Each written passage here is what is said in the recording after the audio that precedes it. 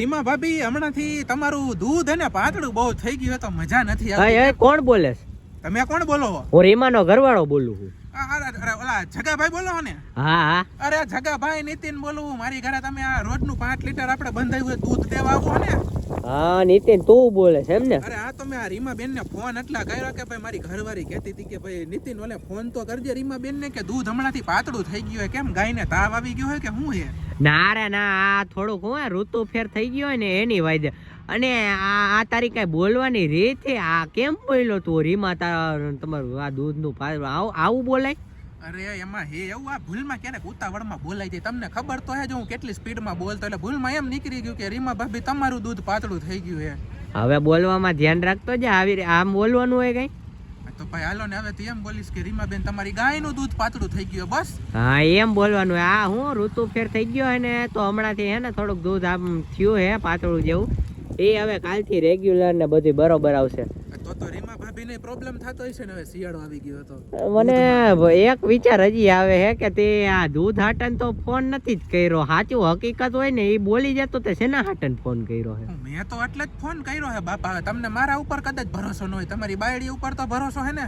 અરે ના ના, મને મારી બાયડી ઉપર હમણાંથી શક જાય. કોકની યાર વાત કરે કે તું જ નથી ને એની યાર વાત કરવા વાળો હે હમણાં કઈક નંબર મને કઈક જાણીતા હમણાં જોવા નંબર ઈ જ મેચ કરે કે નથી કરતા?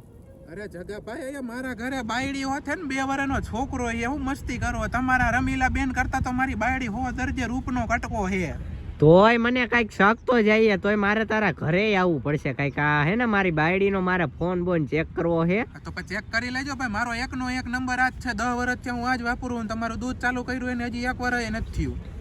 ના હમણાં તો એકવાર આ નંબર અને ઓલો નંબર ઓલો બે મેચ કરાવવો હે ને જવું એ કોના ઉપર લે હું હે. અને જો મારો નંબર નો નીકળો ને મારું કઈ નો નીકળું ને લફડું તમારી ઘરવાળી તો યાદ રાખજો 2 વર્ષ સુધી એક ધારું મફતમાં 5 લીટર દૂધ લઈશ તમારી પાસેથી.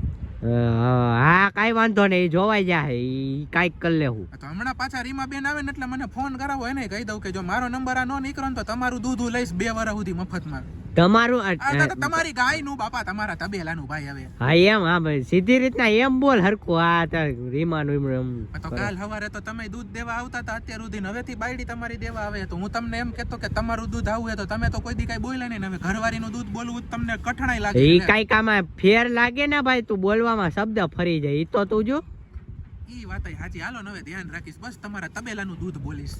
હા એમ. હા તો રાખું. હાલો હવે દૂધ કઈક સારું આવે ત્યારે મને કયો ને કરે મારી બાયડી અહીંયા મને ઘરમાંથી કાઢી મૂકશે. હા હા બરોબર. હા રાખું હાલો. હા.